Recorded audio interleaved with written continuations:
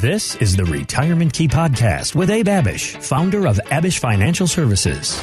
We see a lot of successful do-it-yourself investors, but there's a major difference between pedal to the metal, getting up that retirement mountain, and then descending down the mountain safely into retirement. You've worked hard your whole life to earn and save. Now you need a plan to make that money work hard for you. Hang in there, and the markets will come back, and we're in the same boat as you. Is not comforting for someone who is 58, 65, 72, and there have got to be better ways to do things, and there are. Abe is here to help you unlock the keys to your retirement. Abe, my friend, how are we doing today? Doing fantastic, Heather.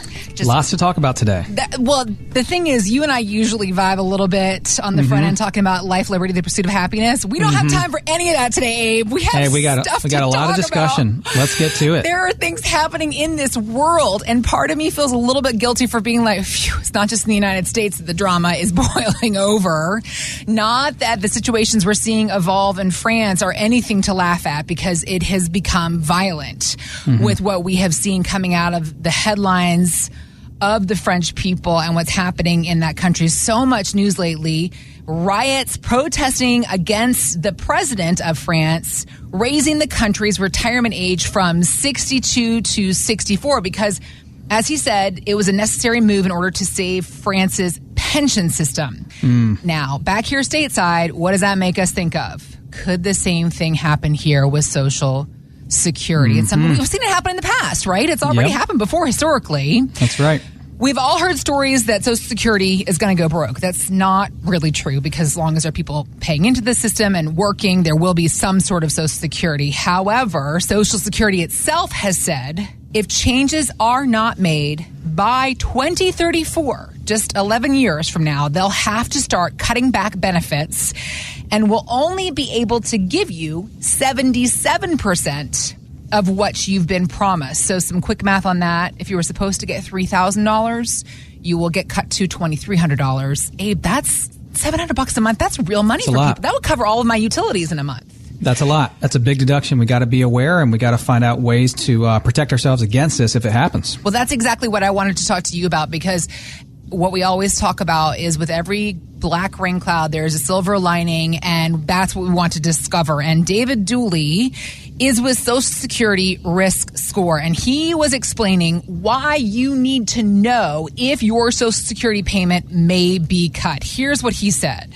There's a lot of ideas out there on what might happen to shore up Social Security. And really, at the end of the day, people just want to know, will it affect me? What we wanted to do is to create a platform where people can put in some information unique to them and find out, wow, I might be targeted by some of these ideas that are being talked about in Washington, D.C. We think that as Social Security is sort of the largest income source that we've all been forced to pay into, the idea that those promises might not be kept is a really big fear in that income retirement planning process for retirement. So we just want to give people an insight into the situation in which they've never had before.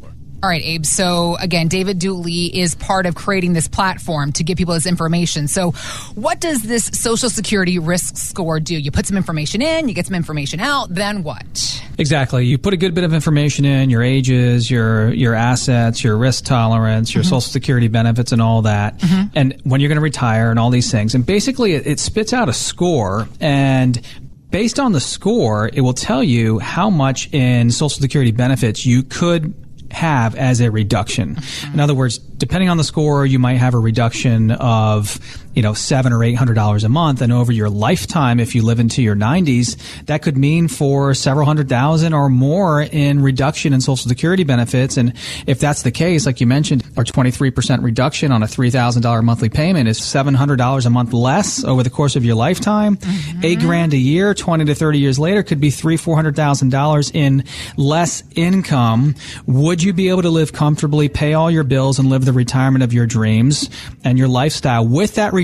If so, okay, maybe it's something we don't even talk more about. If not, and Social Security is a big part of your income and that reduction would hurt you, what can we do about it? That's the whole point of this system that David Dooley created, the Social Security Risk Score. All right. Well, as it would have it, Abe, I like to guinea pig myself as much as possible. So I actually went through the process to take this quiz, I'll call it. It was probably about maybe a dozen questions. It took less than 2 minutes to answer.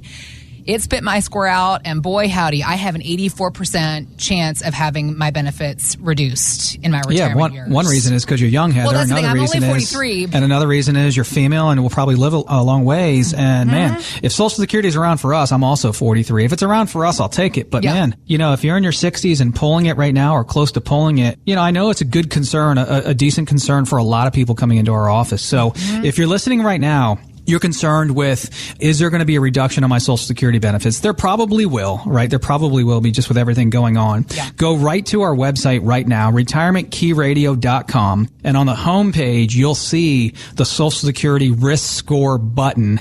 You just click that button and tab, and it'll take you to the quiz, fill in your information. It gives you this report. It's free, and it lets you know where on that scale you are. So retirementkeyradio.com, that's where you can go right now and take the quiz. So meanwhile, there was a lady that just called into our show, and she came into our office. She lives in Loudoun County, where our office is headquartered here in Ashburn, Virginia.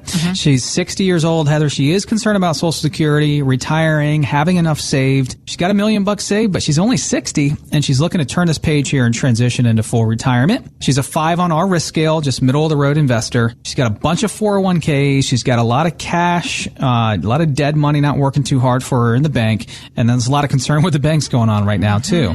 So her problem was that she had no plan for anything. She's got multiple 401ks. She's got cash in the bank. She had no plan for when to take Social Security. She wanted some guidance around that. So we showed her how taking benefits early, actually, in her case, might be best. Now, a lot of people think that you should wait till 70 to take Social Security, but if you pass away at 71 or 72, you shouldn't have waited until 70, right? Yeah. So there are a lot of factors to consider when taking Social Security. In her case, taking benefits early might be the best for her because she's 60 now. She's probably going to retire around 62. And if she doesn't take Social Security early, she'd just have to generate more income from her portfolio, which would put more pressure on her portfolio. Concern with the banks, concern with the markets. What was the solution for her is putting together a comprehensive income plan and roadmap to include a Social Security maximization report. Okay. When is it going to be best for her to take Social Security? If she continues working through her early to mid 60s, she's probably going to delay it and defer it. And that would make sense to not take it while she's making money and enough wage to support her lifestyle. But as soon as she retires, especially if she retires early, in a lot of people's situations, it makes sense to take benefits early, even though that's what we've been told not to do, because as you delay and defer Social Security, the benefit's larger. We look at things a different way. And as a phase 2 fiduciary retirement planning firm, we want to know how much pressure is this going to put on your portfolio if we don't take Social Security early. So part of the solution for her was consolidating the 401k. She had 5 different 401ks or 4 different 401ks. Jeez. Moving. Yeah, I mean, it's hard to keep track of. It's hard to keep track of all the accounts when there are that many out there. Yeah. Move some of the dead money off the sidelines. We wanted some emergency money there for emergencies and for her transition. And so if you're listening right now, and you have not yet taken Social Security and you are wondering when it is best for you to take it, we want to offer you that Social Security maximization report right now. Go to retirementkeyradio.com, click on the Contact Us tab at the top of the page, and we can begin to have these same conversations with you as well. All right, we are hitting hot buttons today, Abe, so let's get on to the next one. Sure, let's do it. The Fed raised interest rates yet again, but this time only 1/4 of a point. While it is hoping to avoid a recession, a new survey finds that nearly 70% of investors believe there will be one this year. And most of them are preparing by cutting their personal spending, increasing savings, even adjusting their financial plan. So is it time for us to do that? Should we stay the course? What are you saying to folks in your office right now? We are saying, Heather, take action, be proactive, take control. There's a lot going on in this crazy world of ours that we live in, but you can control to a large degree your own personal financial and retirement plan, your own income plan, your own investments, the risk you take, the taxes you pay. You can control a lot of that, right, with inside your own plan. So that's what I encourage you to do if you're listening right now. We just had a couple call into the show and come into the office. They live here in Loudoun County. They are in their 60s, retiring in 2 years, $1 million saved, 5 on our risk scale. And their problem, just like most people that walk through our office doors, Heather, is they have no plan to transition into phase 2. Yeah. Here we've worked for 30 to 40 years to accumulate, to save, to get prepared. But then we forget about this transition plan. We forget that, oh, wait a minute, my paychecks are going to stop, and I've got to create income from my portfolio to replace my paychecks. So their 401ks that they had at work were also unmanaged. They're concerned with the markets, and they're kind of just sitting there in these 2025, 2030 funds, unmanaged. Even those funds last year, Heather, at Fidelity and you name it, all these places were down 15 to 18% on a 2025 fund, right? Because stocks and bonds were down simultaneously for the first time in 50 years. It was not a good year last year. And then, like so many couples, because of that, they're like, well, why am I going to continue to put my money in the market? I want to also save money on that safe. And we found out they had $300,000 of bank cash. Well, before a few weeks ago, you know, people weren't as concerned with the banks. And now with several going under, you know, that's a question for almost everybody. Even with the big banks, should I keep it all at BOA or Capital One or spread it out? And how safe is my money in the banks? How safe is it with insurance companies? How safe is it in the markets?